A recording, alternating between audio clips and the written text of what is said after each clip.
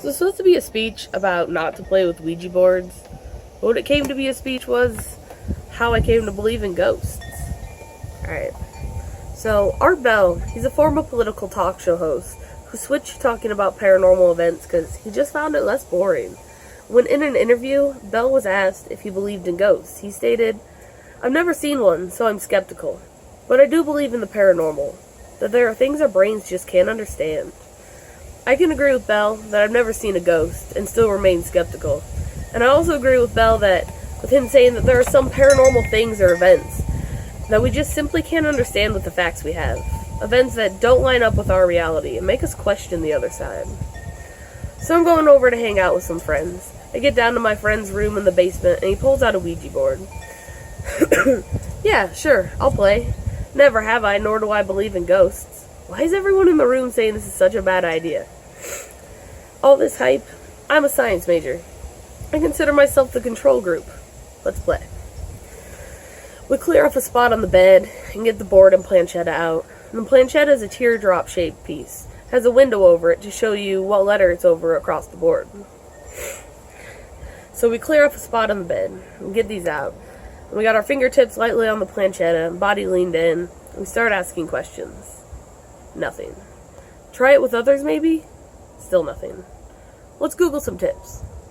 It was well over an hour before we even started having movement. I'm surprised we played with it for so long. It was slow at first, sort of twitchy too. It came and went. But we had movement, right? You moving that? Nah, man, you? No. Let's keep playing, right? Many a too many nights went into chilling with that Ouija board. The more we played with it, the more it became active, too. It was fun, too, asking ghosts if sandwiches were better hot or cold, or who in the room had the coolest shoes. One of the craziest answers that came from the Ouija board was a ghost saying that they were going to attach to someone. We were trying to negotiate why they shouldn't when the planchetta spelled out letter by letter, "I win," and signed itself out with a goodbye. The silence that followed was just creepy. That's enough Ouija for tonight. But it's too fun to stop for too long. My followed friend, he's doing just fine, and the curiosity had grown. My science side was ready for an explanation. I have an idea. A question. We sit cross-legged on the bed, fingertips lightly on the board, body leaned in. I ask, "What number am I thinking of?" And the planchetta moves over the W, and the whole room laughs. But I still couldn't laugh yet. My smartass did think of a W. There's no way my friend sitting across this board knows what I'm thinking of. I just had my mind read. A ghost just read my mind. Ghosts can read minds. Back and forth, we guess our numbers in our minds, and the Ouija board tells us our answers. It's less than 1% by now, with 0 failures. I guess I have to believe in ghosts. This wasn't what I was expecting to prove when I sat down to play for the first time. It was also crazy to me how different ghosts answered differently. Not just their physical answers, but the movement of the planchetta sometimes would be calm and smooth, where other answers had sudden jerks and speed where it was hard to even keep my fingers on the piece. Some communicated better than others, and some just moved around aimlessly and fell off the board itself. We were always careful to sign out with a goodbye across the bottom, to clean up whatever mess we made and sign out to whoever we were talking to. One night while playing with the Ouija board, and there were many a nights, but this night would be our last. 2 players sit across the board like always, asking questions and trading places. Most of the room, including myself, is on their phone or watching the TV at this point, but everyone's head looks at the board at the same second. I wasn't playing at the time, but I felt a need to look over and check that everything was alright, like a feeling of being watched by something with ill intent. The planchetta is gaining speed. Z-O, Z-O. Faster and faster. Z-O, Z-O, Z. Goodbye. The players sign out quick, and we're all watching confused. One player is white in the face. He knows something. It isn't a look of confusion, but fear. He's still staring at the board when he admits that it only takes one person to know of Zozo for him to come through the Ouija board.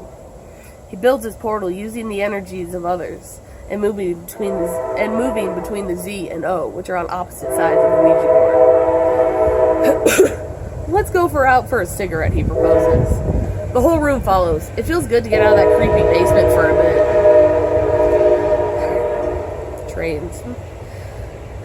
smoking on that porch stoop like usual, we follow our friend all the way down the road and into the porch to have our break. It's well into the dark of night, and no one has said a word since leaving the basement. We're all creeped out. We don't even know what of. Apparently Zozo is a popular entity that will completely ruin your life. There have been many reports of him coming through using a Ouija board and terrorizing individuals. From hauntings and nightmares and things that go bump in the night, to possessions, abuse, and other physical harm. Zozo wasn't to be played with. The toy wasn't fun anymore. Let's get rid of it. It turns out it's not that simple to trash a Ouija board. Threats still remain to the user. Threats still remain to the user and the place that they used it at. We decided to give it back to its original owner, though the internet says you can burn it. There's no number of goodbyes we could have signed that board off with that would have put it back to the state of the first night we played with it. It was active. It responded promptly, and our questions had multiple recipients. With the board out of our lives, it was time to move on. Unfortunately, bad was what followed that board. The person who took the board the next day had their front tire blow out on their truck. It happens. It does. But the next day, the other front tire blew out. And by the third day, their truck stopped dead on the tracks. The Ouija board had moved from the basement into the truck because they didn't want to bring it to the back of their house. It had then moved on to its third new set of owners. The new owners took it with pleasure and a thank you. I remember when I was that nonchalant and ready to play. What I do now know and believe is that ghosts are creepy and potentially harmful, and best not to meddle. The board was gone, and we were done talking to ghosts. If it wasn't for the Ouija board, I probably wouldn't have thought about future paranormal events. Like, when I found the dog's old toy out in the driveway. One of the border collie's favorite, a plush toy from McDonald's.